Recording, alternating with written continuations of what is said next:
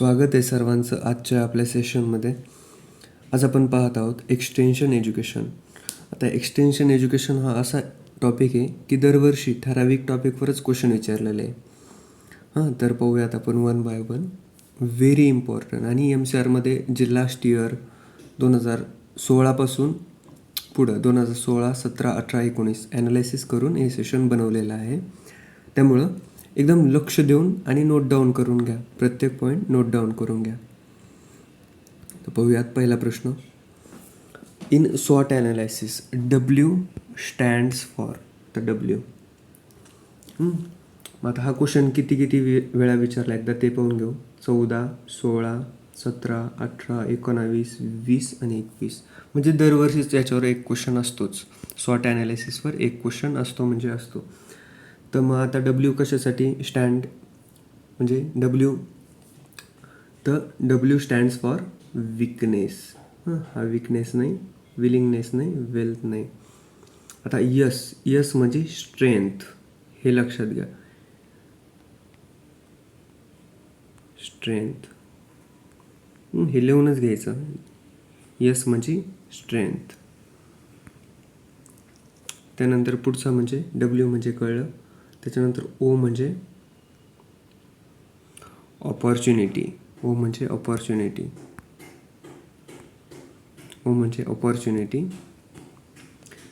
Yes म्हणजे strength. W म्हणजे weakness. Strength, weakness. O म्हणजे ऑपॉर्च्युनिटी. आणि टी म्हणजे थ्रेट्स. THREATS. थ्रेट्स. हे लिहूनच घ्यायचं. याच्यावर 100% प्रश्न असतो म्हणजे असतो, दरवर्षी असतो. स्वॉट ॲनालिसिस झालं. त्यानंतर पाहूयात पुढचा question. Principle of result demonstration is based on. आता result demonstration is based on. Principle of result demonstration is based on seeing is believing. Seeing is believing. मग आता लक्षात कसं ठेवायचं आहे. समजा आता आज आपला रिझल्ट लागला, डिक्लेअर झाला. आज आपला रिझल्ट डिक्लेअर झाला. तर आपण काय करतो. रिझल्ट पाहतो, रिझल्ट सी करतो आणि जितके मार्क पडले त्या मार्कावर आपण विश्वास ठेवतो म्हणजे बिलीव्ह करतो. रिझल्ट डेमॉन्स्ट्रेशन समजलं म्हणजे काय. रिझल्ट पाहतो आणि जे मार्क पडले त्याच्यावर आपण बिलीव्ह करतो. बस इतकंच लक्षात ठेवायचं. मग आता हे लर्निंग बाय डुईंग हे काय. लर्निंग बाय डुईंग हे काय. तर हे method demonstration. Method demonstration is based on learning by doing. म्हणजे आपल्याला एखादी मेथड शिकायची असेल तर पहिल्यांदा आपल्याला ती लर्न करावं लागते आणि मग डू म्हणजे काय, इम्प्लिमेंटेशन करावं लागतं. हे पण लक्षात घ्या. सीइंग बाय बिलिव्हिंग म्हणजे हे झालं result demonstration. Showing by doing म्हणजे काय, demonstration. Showing by doing is called as demonstration. हे पण लक्षात घ्यायचं. डेमॉन्स्ट्रेशन. मग आता डेमोवर एवढं चाललं आहे म्हणल्यावर डेमो म्हणजे डेमॉन्स्ट्रेशन ही कन्सेप्ट कोणी दिली हे पण विचारू शकतात. डेमॉन्स्ट्रेशन कन्सेप्ट कोणी दिली तर स्नॅप या नावाच्या सायंटिस्टने दिली. स्नॅप. मग आता लक्षात कसं ठेवायचं. आता जेव्हा आपण ट्रॅव्हलला होतो तेव्हा आपण डेमोचे फोटो मोबाईलमध्ये कॅमेऱ्यामध्ये न काढता आपण कशामध्ये काढायचो, स्नॅपमध्ये काढायचो. मोबाईलमध्ये कॅमेऱ्यामध्ये फोटो काढला की ते काय बरोबर येत नव्हतं म्हणून आपण कशामध्ये फोटो काढायचो, स्नॅपमध्ये फोटो काढायचो. मग हे स्नॅप लक्षात ठेवा किंवा हे स्नॅप लक्षात ठेवा. फक्त स्नॅप लक्षात ठेवा. मग लक्षात कसं ठेवायचं. डेमोचे फोटो मोबाईलमध्ये कॅमेऱ्यामध्ये चांगले येत नव्हते म्हणून आपण काय वापरायचो, स्नॅप वापरायचो. मग आपल्या बिचाऱ्या सायंटिस्टचं नाव पण तेच आहे, स्नॅप. मग लक्षात ठेवा डेमोचे फोटो कशामध्ये काढायचो, स्नॅपमध्ये काढायचो. स्नॅप म्हणजे सायंटिस्ट आहे. Demonstration concept is given bye snap scientist. हे पण लक्षात ठेवा. त्यानंतर पाहूयात पुढं. आता हे बघा काय फॅक्ट्स दिले ते पाहू. आता रिझल्ट डेमॉन्स्ट्रेशन हे तर झालं आपलं seeing by believing. Method demonstration हे शॉर्टेस्ट टाईप म्हणून ओळखला जातो. मग मेथड डेमॉन्स्ट्रेशनमध्ये काय करायचं, शिकत इम्प्लिमेंटेशन करायचं, लर्निंग बाय डुईंग करायचं. त्यानंतर demonstration means showing by doing. बरं, हे पण झालं. Result demonstration conducted by farmer, हे सगळ्यात महत्त्वाचं आहे. आता असं कोणतं डेमॉन्स्ट्रेशन आहे ते फार्मर कंडक्ट करतो हे विचारलं जातं, तर फार्मर कोणतं करतो? Result demonstration. मग आता एक असतं नॅशनल किंवा कंपोजिट, नॅशनल डेमॉन्स्ट्रेशन किंवा कंपोजिट डेमॉन्स्ट्रेशन. मग आता हे नॅशनल डेमॉन्स्ट्रेशन किंवा कंपोजिट डेमॉन्स्ट्रेशन म्हणजे काय? Combination of method and result demonstration, याला मिळून म्हणायचं कंपोजिट डेमॉन्स्ट्रेशन. त्यानंतर नॅशनल किंवा कंपोजिट डेमॉन्स्ट्रेशन कोण कंडक्ट करतं? रिसर्चर, म्हणजे जे सायंटिस्ट रिसर्च करतात असे सायंटिस्ट नॅशनल डेमॉन्स्ट्रेशन कंडक्ट करत असतात. त्यानंतर national demonstration is a first line किंवा फ्रंट लाईन डेमॉन्स्ट्रेशन पण म्हणून ओळखलं जातं. मग आपल्याला विचारलं which of the following is the first line demonstration, तर आपल्याला ओळखता आलं पाहिजे ते नॅशनल डेमॉन्स्ट्रेशन. 3 प्रकार पडतात डेमॉन्स्ट्रेशनचे. पहिला म्हणजे रिझल्ट डेमॉन्स्ट्रेशन, दुसरा म्हणजे मेथड डेमॉन्स्ट्रेशन आणि तिसरा म्हणजे नॅशनल डेमॉन्स्ट्रेशन. हे तिन्ही पण पाठ करा कारण की यावर क्वेश्चन विचारलेला आहे.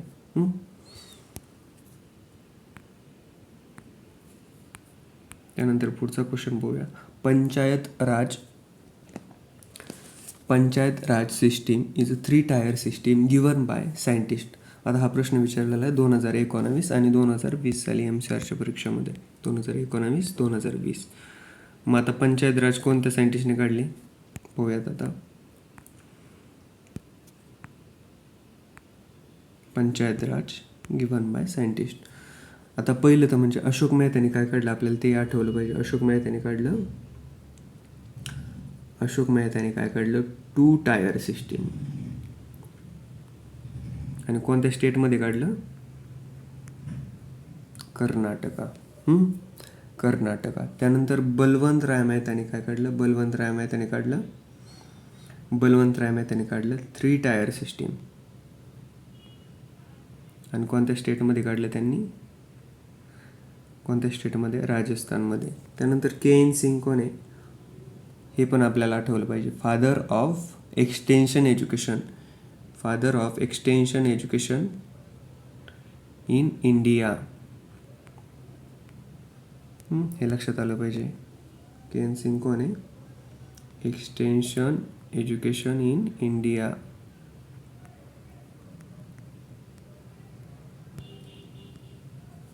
Extension education in India. आता महात्मा गांधींनी काय केलं? आता एक्सटेन्शनमध्ये महात्मा गांधी नाव आलं की एकच आठवायचं काय? महात्मा गांधींनी योजना दिली ती, तिचं नाव होतं सेवाग्राम योजना. तर मग ती कोणत्या स्टेटमध्ये दिली ती? महाराष्ट्रामध्ये दिली ती. आणि महाराष्ट्रामध्ये कुठं दिली ती? वर्धा या डिस्ट्रिक्टमध्ये दिली ती. मग वर्धा नाव पण लक्षात ठेवायचं. आणि किती साली दिली ती? 1927 साली, 1927.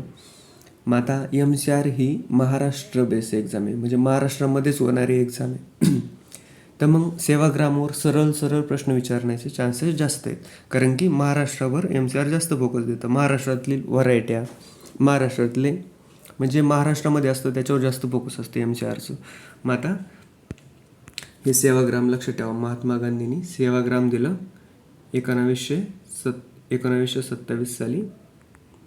आणि वर्धा हे पण लक्षात ठेवा. त्यानंतर पुढचा क्वेश्चन पाहूयात.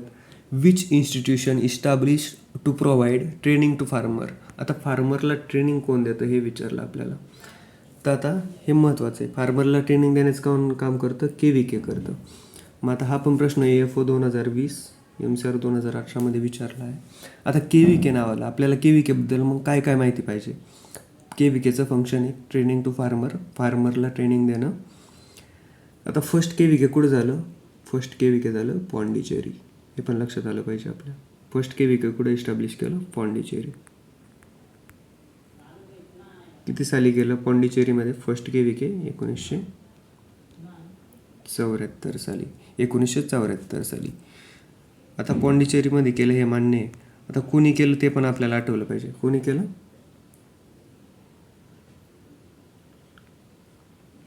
तमिळनाडू ॲग्रिकल्चर युनिव्हर्सिटीने केलं. हे पण आपल्याला लक्षात आलं पाहिजे. आणि सगळ्यात महत्त्वाचं म्हणजे 2022 पर्यंत किती KVK आहेत हे पण आपल्याला माहिती पाहिजे. 2022पर्यंत किती KVK आहेत? 731 KVK आहेत आपल्याकडं. 731 KVK आहेत. मग 731. आता परीक्षेला प्रश्न आला महाराष्ट्र इंडियामध्ये टोटल KVK किती आहेत? तर आपल्याला काय लिहायचं? 731. 731. त्यानंतर आता पाहूयात आत्मा. आता आत्माबद्दल आपल्याला काय काय माहिती पाहिजे? पहिली गोष्ट म्हणजे आत्माचं लॉंग फॉर्म माहिती पाहिजे. काय आत्माचं long form? Agriculture technology management agency. Agriculture technology management agency हा आहे आत्माचा लॉंग फॉर्म. मग हा आपल्याला माहिती पाहिजे. त्यानंतर आत्मा कधी इस्टॅब्लिश झालं आपल्याला हे पण माहिती पाहिजे. मग आत्मा कधी इस्टॅब्लिश झालं, कधी लॉन्च झालं? 2006 साली. 2005 ते 2006 साली आत्मा इस्टॅब्लिश झालं किंवा लॉन्च झालं, हे पण आपल्या लक्षात आलं पाहिजे. आणखी आता नाबार्डबद्दल काय काय माहिती पाहिजे आपल्याला? नाबार्डचा पहिला लॉंग फॉर्म माहिती पाहिजे, फुल form. National bank for agriculture and rural development हे आपल्या लक्षात आलं पाहिजे. National bank for agriculture and rural development. मग नाबार्ड कोणी फाउंड केलं हे पण माहिती पाहिजे आपल्याला. कोणी फाउंड केलं हे सगळ्यांना माहिती असेल, शिवारामन कमिटी. मग आता नाबार्ड किती साली इस्टॅब्लिश झालं? 12 जुलै 1982 साली नाबार्ड इस्टॅब्लिश झालं. नाबार्डबद्दल इतक्या गोष्टी माहिती पाहिजे. आता सर्वात महत्त्वाचं म्हणजे RBI. आता असा कोणताच पेपर नसतो ज्या पेपरमध्ये RBIवर किंवा RBI बेस क्वेश्चन विचारलेला नसतो. प्रत्येक एक्झाममध्ये, प्रत्येक पेपरमध्ये RBIवर एक ना एक क्वेश्चन असतो, म्हणजे असतो, 100% असतो. मग आता RBIबद्दल आपल्याला काय काय माहिती पाहिजे? RBIचा फर्स्ट गव्हर्नर कोण? वर्ल्डमध्ये बोललं तर स्मिथ, आणि इंडियामध्ये बोललं तर कोण?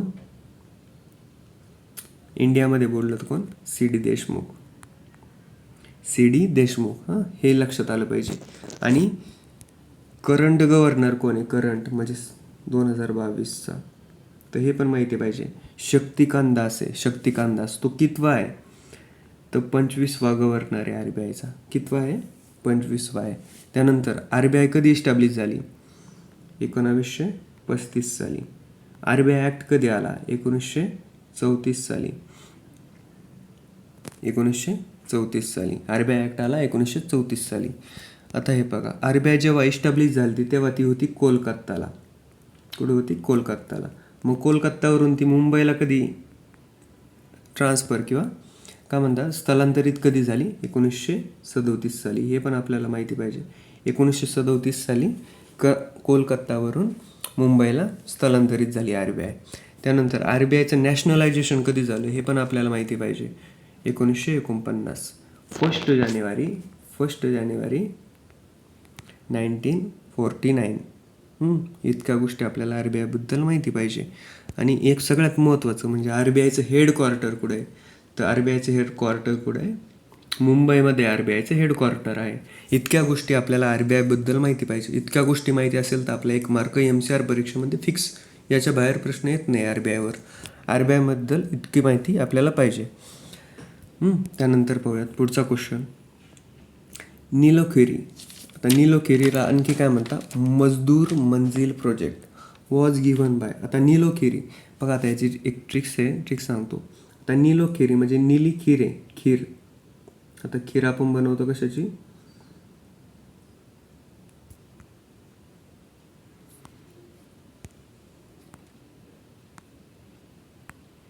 बघा आता खीर शब्द येतं, खीर. मग आपण खीर कशाची बनवतो? दुधाची खीर बनवतो. मग आपल्याला खीर बनवली तर आपण घरी काय म्हणतो? मला खीर दे म्हणतो, मला खीर दे. मग काय? नीलखेरी लगेच दे लिहून द्यायचं, SK दे, मला खीर दे असं लक्ष ठेवायचं. मग आता विनोबा भावेंनी काय केलं? एक पाहू. आता विनोबा भावेंनी काय केलं? सरोदया, बरोबर, म्हणजे सरोदया मुवमेंट केली. त्यानंतर बुधन मुवमेंट केली, त्यानंतर ग्रामदान मुवमेंट केली, ग्रामदान. मग आता हे लक्षात कसं ठेवायचं? विनोबा भावेंनी सर्व भूदान ग्राम लोकांना दान केली. विनोबा भावेंनी विनोबा भावेंनी सर्व भू ग्राम लोकांना दान केली. हे लक्षात ठेवा. सर्व भू विनोबा भावेंनी दान केली. सर्व भू ग्राम दान म्हणजे सर्व भू ग्राम लोकांना दान केली असं लक्षात ठेवा. त्यानंतर पुढचं पाहूयात. रवींद्रनाथ टागोर यांनी काय केलं? शांतिनिकेतन. हे पण लक्षात ठेवा. शांतिनिकेतन मुवमेंट किंवा शांतिनिकेतन प्रोजेक्ट. शांतिनिकेतन. त्यानंतर आता हा काय? F L Brayne. आता एफ एल ब्रायनेने काय केलं? गुरगाव प्रोजेक्ट. मग आता कसं लक्षात ठेवायचं? आता हे ब्रायने म्हणजे आपण याच्यात घेऊ ब्रो शब्द घेऊ. ब्रो. मग आपला काय असतो? गुरु असतो. गुरु. हे ब्रायने म्हणजे ब्रो आहे. आपला ब्रो म्हणजे आपला भाऊ आहे. तर भाऊ आपला काय असतो? गुरु असतो. गुरु. तर मग गुरगाव मधला फक्त गुरु शब्द घ्या. गुरु असतो आपला. आणि खीरचं तर आलंच आहे आपल्या लक्षात. हे खीर आहे. कोणाला द्यायची? मजदूर लोकांना द्यायची खीर. हे पण लक्षात ठेवा. त्यानंतर पुढचं पाहूयात.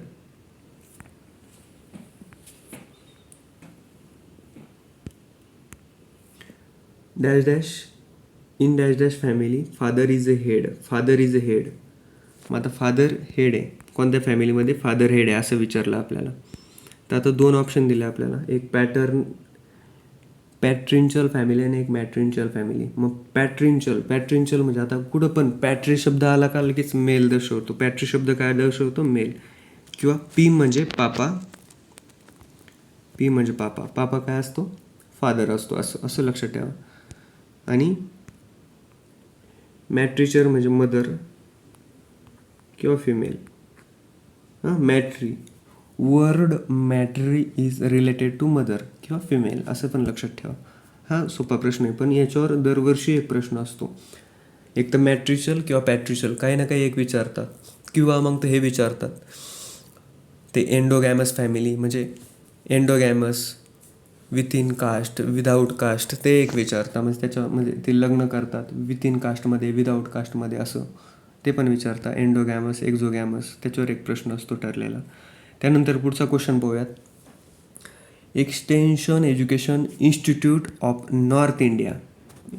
एक्सटेन्शन एज्युकेशनचं institute north India is located at. आता एक्सटेन्शन एज्युकेशनचं इन्स्टिट्यूट कुठे आहे? आता इथं थोडा टफ क्वेश्चन आला. पहिल्यांदाच पाहिल्यासारखं वाटायला लागलं. मग आता वाराणसीला काय काय आहे ते पण पाहू. आता वाराणसी फेमस फॉर व्हेजिटेबल. मग वाराणसीला काय आहे? व्हेजिटेबल आहे. वाराणसी व्हेजिटेबल. आणखी काय वाराणसीला? Central seed testing laboratory. Central seed testing laboratory पण कुठे आहे? वाराणसीला आहे. आणि Indian institute of vegetable research ते पण कुठे आहे? वाराणसीला आहे. मग हे 2 गोष्टी वाराणसीबद्दल लक्ष ठेवा. आता हरियाणाला काय काय आहे?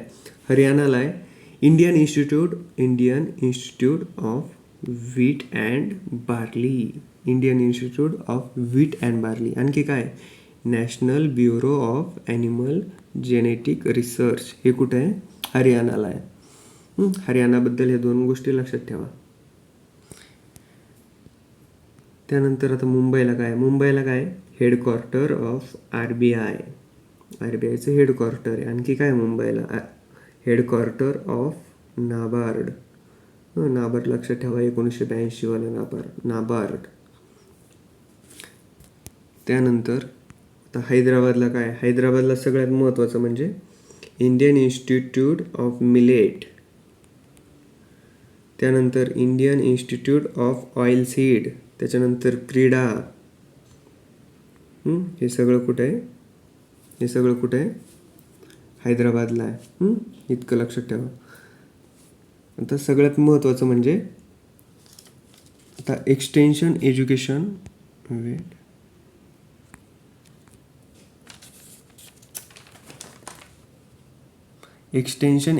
Institute of north India. Extension education institute of north India हे कुठे आहे? सगळ्यात महत्त्वाचं म्हणजे हे कुठे हरियाणाला आहे, हे पण लक्षात ठेवा. एक्सटेन्शन एज्युकेशन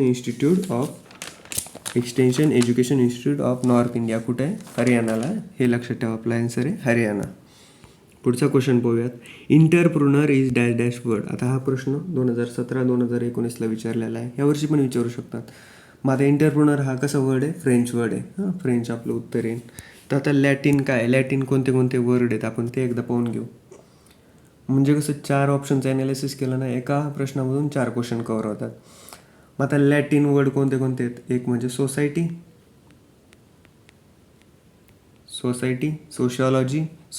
सोशिओलॉजी, मार्केट, त्यानंतर क्रेडिट. आता सोशिओलॉजी हा एकमेव असा शब्द आहे की लॉजी शब्द शेवटला येतो, पण तो लॅटिन वर्ड आहे. हां, आता आपले हे पण लक्षात आलं पाहिजे.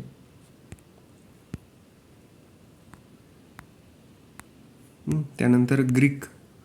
तर लॅटिन शब्द आला की चर शब्द असतो, हे आपल्या पाठाचं हे पांचट झालं.